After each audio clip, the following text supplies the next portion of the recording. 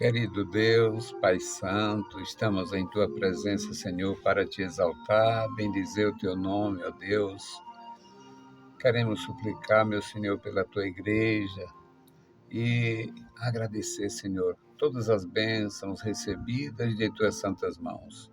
A saúde, o vigor, a graça, a revelação de nosso Senhor Jesus Cristo, a comunhão que temos, ó Senhor, contigo e na Tua igreja. Abençoa os nossos irmãos, guarda cada vida, dá graça, ajuda, Senhor, crianças, jovens e adultos. Os teus ministros reveste de graça, a opera, Senhor, na vida dos que estão trabalhando no sítio, nos campos e nas cidades. Amado Pai, ouve a nossa petição. No maravilhoso nome de Jesus Cristo te pedimos. Amém. Estamos de volta, meus queridos irmãos. Estamos com o programa com a palavra ao amanhecer. O nosso desejo é fazer esta pequena ajuda, trazer esta pequena ajuda, fazer esse gesto para a igreja. A igreja de Jesus merece o melhor, a igreja merece a melhor música, a igreja merece a melhor reflexão, a igreja merece o melhor conselho, a igreja merece a melhor atenção. E a igreja precisa, porque a igreja todo dia se renova, todo dia ela aumenta em número, todo dia o Senhor acrescenta à igreja aqueles que há de salvar-se. Portanto, os ministros do século XXI têm a mesma responsabilidade dos ministros do século I e dos demais séculos da história eclesiástica. A igreja tem a dinâmica de crescer todo dia e nós temos a missão de ensinar todo dia. Todos os dias a gente ensina, todos os dias a gente aprende, todos os dias a gente cresce. Nosso sentimento o meu sentimento é um sentimento de dívida, de devedor. Eu poderia trabalhar diuturnamente. Se eu tivesse 3, 4 vidas, eu ainda não tinha como fazer pela Igreja do Senhor o que o Senhor faz por mim, o que o Senhor fez e faz por mim. Então, é maravilha. Nós vamos meditar no livro do profeta Isaías, capítulo 55. É sempre bom a gente ter a palavra, você aprende, eu aprendo, nós aprendemos juntos. E aqui é a palavra do Senhor para a nossa meditação. Isaías 55. Isaías 55, 6 a 11. Buscai ao Senhor enquanto se pode achar, invocai-o enquanto está perto. Deixe o ímpio o seu caminho e o homem maligno os seus pensamentos, e se converta ao Senhor, que se compadecerá dele. Torne para o nosso Deus, porque grandioso é em perdoar. Porque os meus pensamentos não são os vossos pensamentos, nem os vossos caminhos são os meus caminhos, diz o Senhor. Porque assim como os céus são mais altos do que a terra, assim são os meus caminhos mais altos do que os vossos caminhos, e os meus pensamentos mais altos do que os vossos pensamentos. Porque assim como desce a chuva e a neve dos céus, e para lá não torna, mas rega a terra e faz produzir e brotar, e dá semente ao semeador e pão ao que come, assim será a palavra que sai da minha boca. Ela não voltará para mim vazia, antes fará o que me apraz, e prosperará naquilo para que a enviei. Meus queridos, nós todos, de alguma maneira, nós temos muita ocupação, temos, quem sabe, algum compromisso, alguma coisa que impeça a gente de assumir a obra de Deus com mais assiduidade, com mais atividade, com mais frequência, com mais decisão. Mas uma coisa é necessário a gente entender. A palavra precisa ser anunciada e não são os anjos que anunciarão. A mensagem é para o homem, a mensagem é para o ser humano. A mensagem de Deus não será anunciada pelos anjos.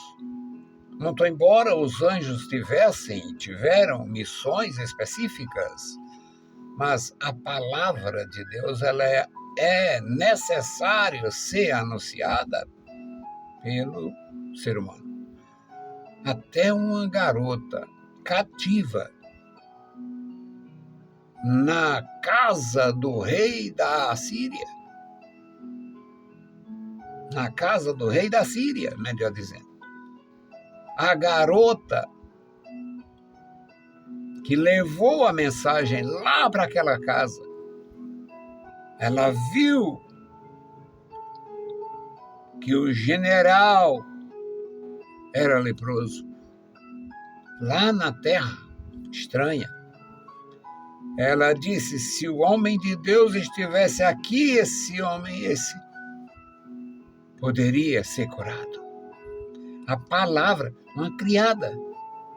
Então, a palavra tem a função de sanar, sarar, transformar, e não será anunciada pelos anjos. O propósito divino é que pessoas transformadas, conscientizadas, libertadas, anunciem a palavra.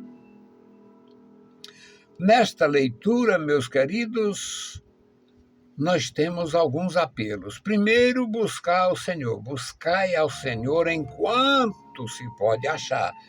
Não é que Deus vai sair do lugar ou morrer. É que a oportunidade passa e nem sempre volta. E pessoas que esquecem da sua necessidade, esquecem de buscar a Deus, elas têm a possibilidade de passar por um enrijecimento espiritual, um endurecimento espiritual, uma cauterização espiritual e não mais buscar a direção de Deus, a bênção de Deus, o perdão do Senhor. Buscai ao Senhor enquanto é possível, enquanto você tem vida, enquanto tem entendimento, enquanto tem saúde. Buscai ao Senhor enquanto se pode achar, invocai, enquanto está perto. Enquanto está perto. Nos anos 90, eu não sei quando exatamente, porque nos anos 90, uma mulher que alugou o Brasil, ela cantava essa coisa estranha que eles cantam por aí para vender aqui, não tem entendimento, que Deus não rejeita a oração. Deus rejeita a oração, Deus rejeita a oferta, Deus rejeita a visita, Deus rejeita a presença, Deus rejeita o serviço de quem não está em harmonia com Ele. Então, buscai ao Senhor enquanto se pode achar, invocai ao Senhor enquanto Ele está perto, enquanto há oportunidade. O apelo seguinte, o segundo apelo desse texto é: deixe o ímpio o seu caminho ímpio, deixe o homem maligno os seus pensamentos malignos, converta-se ao Senhor e, em havendo esta decisão, o Senhor se compadecerá dele. Torne para o nosso Deus, porque Ele é grandioso em perdoar. E Deus não vai perguntar, você era ladrão? Você era doido? Você era perverso? Você era um malfeitor? Qual era? Deus não vai perguntar quais as práticas imundas o homem praticava. O fato do homem se aproximar, buscar o Senhor, é a celestial motivação para Deus perdoar todo o pecado. Ah, mas ele era assassino, não faz diferença. Faz diferença para a sociedade, faz diferença para a justiça.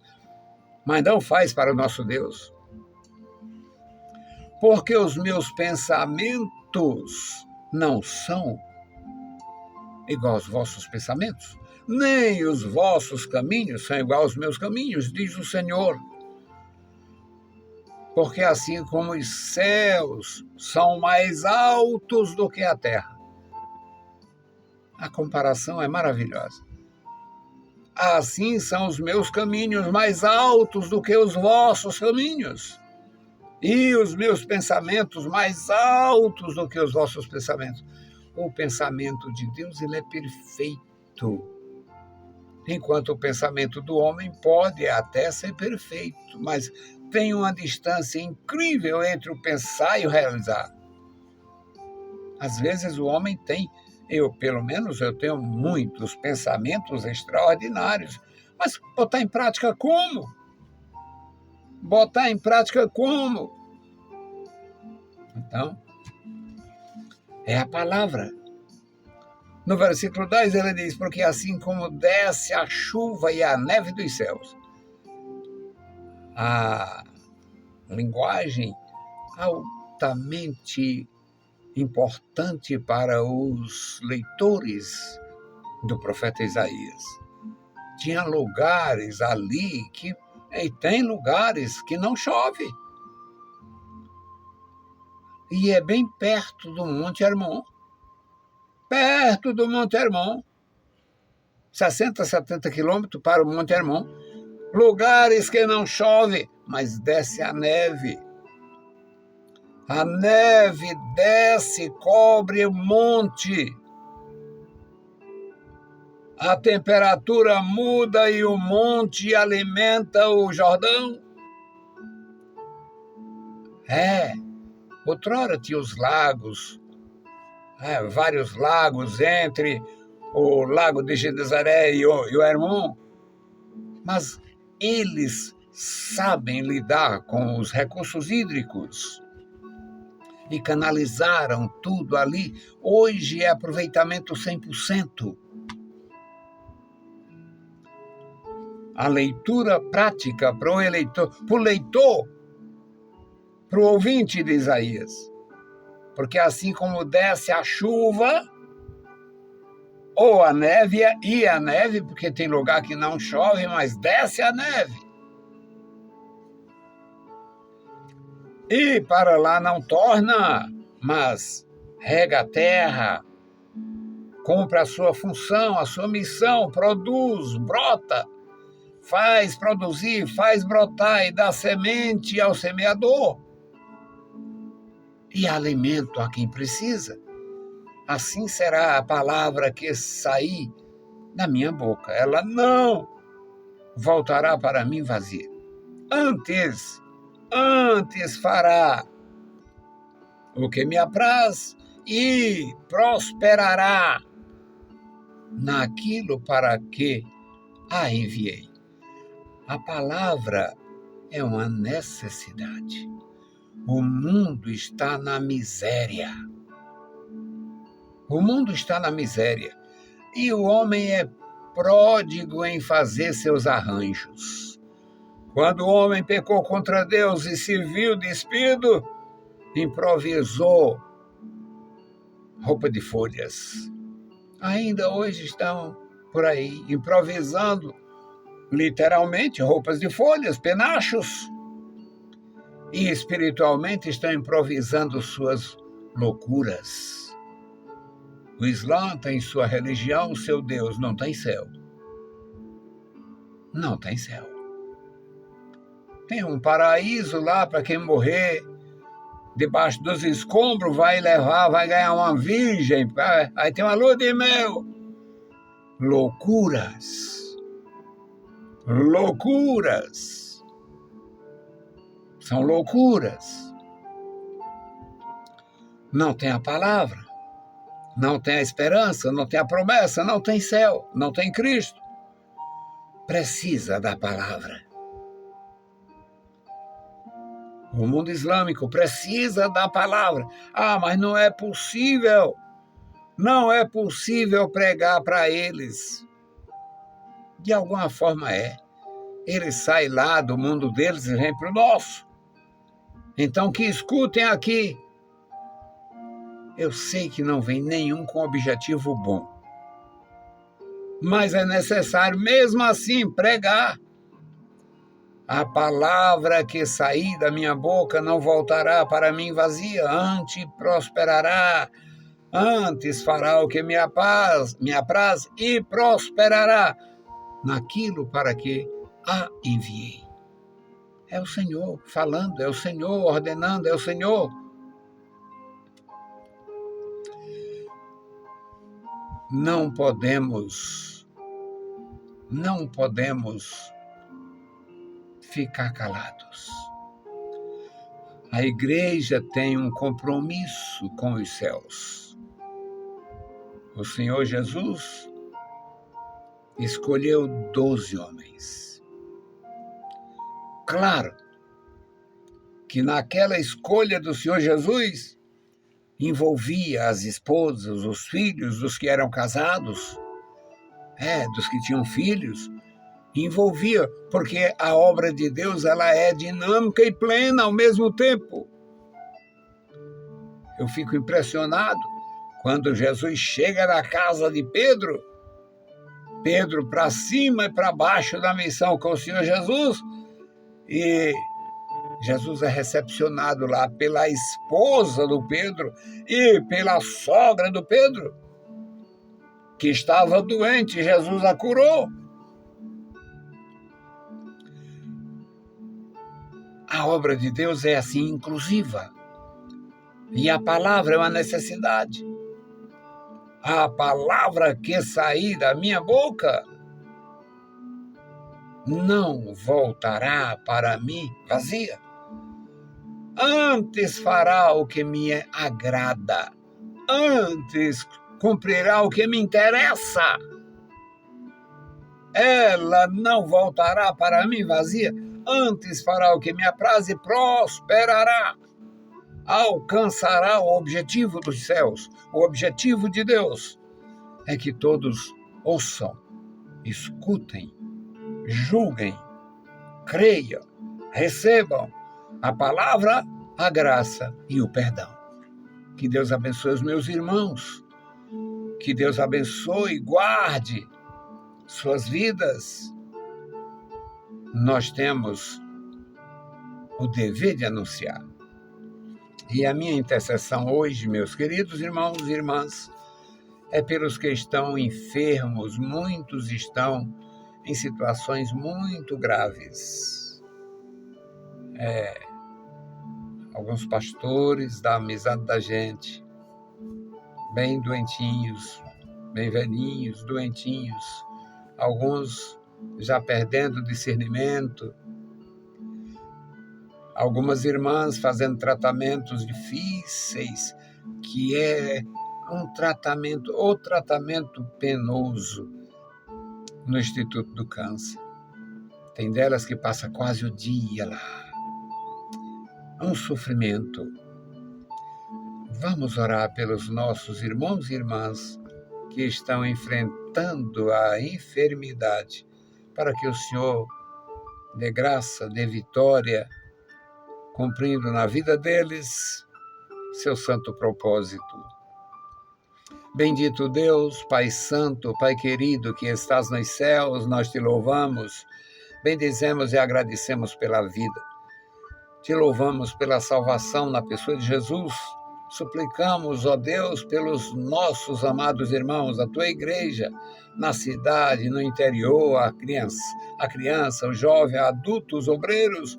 Toma, Senhor, toda a tua igreja em tuas santas mãos, operando milagres, maravilhas, fazendo, ó Deus, a tua igreja se levantar como uma verdadeira anunciadora das boas novas. Pai querido, dá vitória ao teu povo, nos desperta, abençoa, Senhor, os que patrocinam, os que ajudam, os que promovem a evangelização.